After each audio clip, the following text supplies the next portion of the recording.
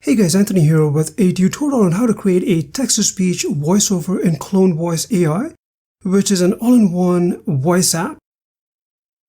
So I'm logged into my CloneVoice account. I would recommend using Google Chrome as your browser. Start by clicking Create Audio at the top, and then enter your name of the project here. Then click on Select Voice, and you'll see this right side panel. Use this drop down, and you'll see these categories of voices that you can choose from.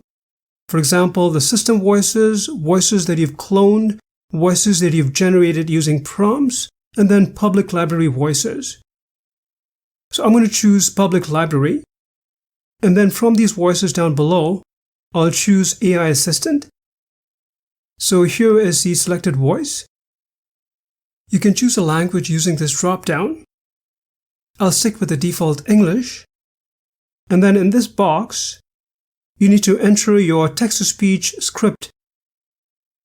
And then click the checkbox down to agree with the terms of service. And then click on Create New Audio. It will then generate these segments, as you can see here. In this case, there are only 2 segments since the script is short. You can use this drop-down to add an emotion, and you can also use this drop-down to add an expression. I'm just going to use the default, so I'll just click on Generate Audio. Give it a few seconds, and it will then redirect you to the My Audio section, where you will see the status. You can then use these buttons to play, edit, clone, or download and delete it. So let me play it so you can see how it came out. Hey guys, this is one of the public library voices in CloneVoice. There are thousands of voices to choose from. You can also create your own voices. To learn more about the CloneVoice app and get it at a one-time discounted price, check the link in the description section.